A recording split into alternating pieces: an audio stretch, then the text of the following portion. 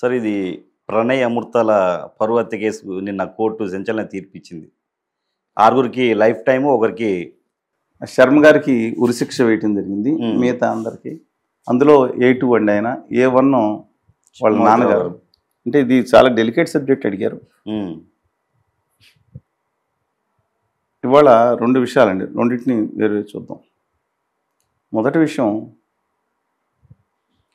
మనుస్మృతిని నమ్మేవాళ్ళు తల నుంచి ఒకడో, భుజాల నుంచి ఒకడో, తోడల నుంచి ఒకడో, కాళ్ళ దగ్గర నుంచి ఒకడో పుట్టాడనే దిక్కుమాలిన సన్నాసి, ఒక చెత్త శాస్త్రాన్ని నెత్తి మీద పెట్టుకునే సన్నాసి బ్యాచ్కి నేను కూడా చెప్తున్నాను.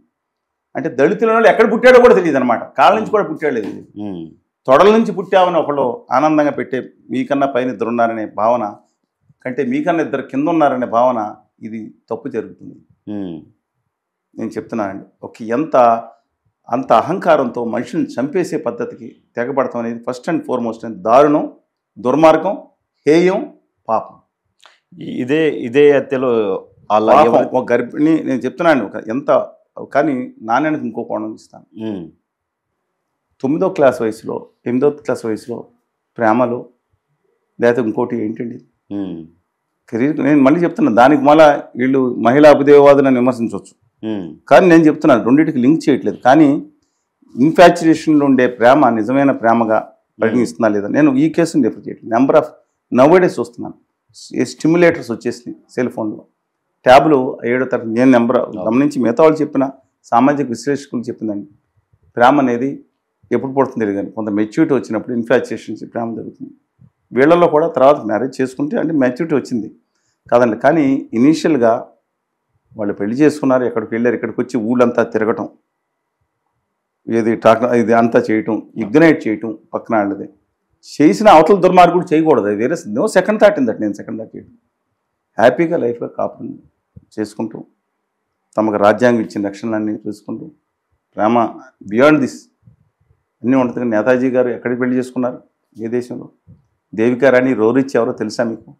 ఇండియాలో పెద్ద యాక్ట్రెస్ దేవికా రాణి. రోరిచ్ అని రష్యన్ పెయింటర్, జార్జ్ చక్రవర్తులు వారసత్వం ఉన్నాయండి. ఎక్కడెక్కడో తిరిగి వచ్చి పెళ్లి చేసుకుని తోతంగూడు ఎస్టేట్ బెంగళూరులో ఉండి 90 ఏళ్ళు బతికితే ఆ జార్జ్ చక్రవర్తి మాకు 2 బాబు మా వారసులు దొరికారని వెళ్ళలేదు. ప్రేమ అద్భుతమైంది. దాన్ని ఎవరో ఇప్పుడు ఆ అమ్మాయి ఇంతవరకు కూడా మళ్ళీ పెళ్లి చేసుకోకుండా తన బెడ్లో ప్రణయ్ యొక్క రూపాన్ని చూసుకుంటా ఆవిడ గడుపుతుంది. ఆవిడ మొన్న ఏదో డ్రెస్ వేసుకుంటే ట్రోలింగ్ ఏంటండి. కానీ 2 విషయాలు చెప్తున్నా. ఒకటి, ఇన్ఫాచ్యుయేషన్ అనుకుని చేయటం మంచిది కాదు. ఒక ప్రేమలో పరిణితి ఉండాలంటే ఎప్పుడు పడుతుందో తెలియదు. అంటే ఈ దిక్కుమాల సినిమాలు తయారు చేసి 9వ క్లాస్లో 10వ క్లాస్లో వీళ్ళ కెరీర్ ఇంకోటి కూడా చెప్తాను. నేను ఖచ్చితంగా రాష్ట్ర ప్రభుత్వానికి విజ్ఞప్తి చేసాం, ఉమ్మడి ఆంధ్రప్రదేశ్కి, ఇప్పుడు తెలంగాణ. ఏంటంటే 8వ తరగతి నుంచి కూడా ఒక క్లాస్ ఉండాలి అప్పుడప్పుడు. అది కెరీర్ కౌన్సిలింగ్. అంటే భవిష్యత్తులో ఏం చేయాలనేది కౌన్సిలింగ్తో పాటు నైతిక, అంటే మీరు పోలీసు అని కదా, నైతిక ప్రవర్తన. నైతిక ప్రవర్తన అంటే ఇవాళ అనేక అంశాలు వస్తున్న నేపథ్యంలో 2 కూడా డెలికేట్ సబ్జెక్ట్ అని చెప్పాను. అందువలన ఒక అభ్యుదయ భావంతో ఉండాలి. అభ్యుదయ భావం అంటే వేయి తలలు పడగ విప్పినట్టు కాదు.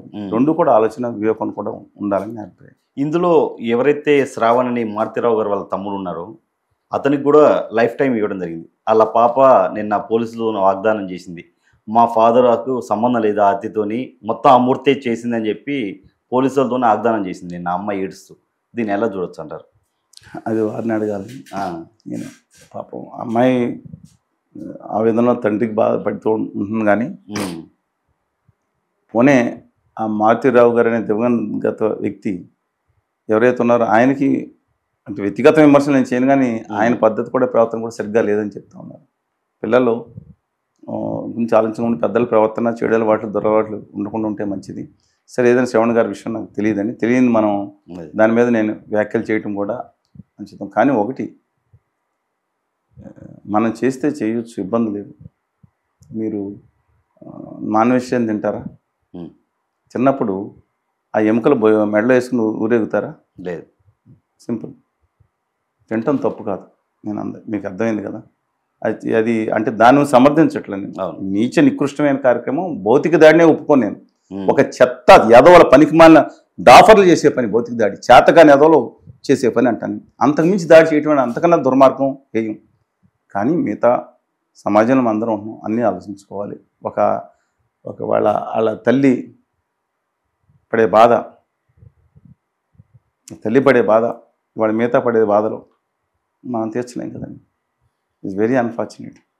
అందువల్ల పిల్లల తల్లిదండ్రులు కూడా ఆలోచించుకోవాలి. వాళ్ళకి టైం ఉండటం లేదు, వాళ్ళు ముఖ్యంగా పిల్లల మీద దృష్టి పెట్టాల్సిన టైం ఉండట్లేదు.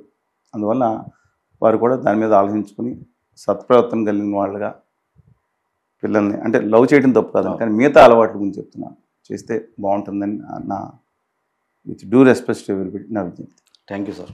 ధన్యవాదాలు.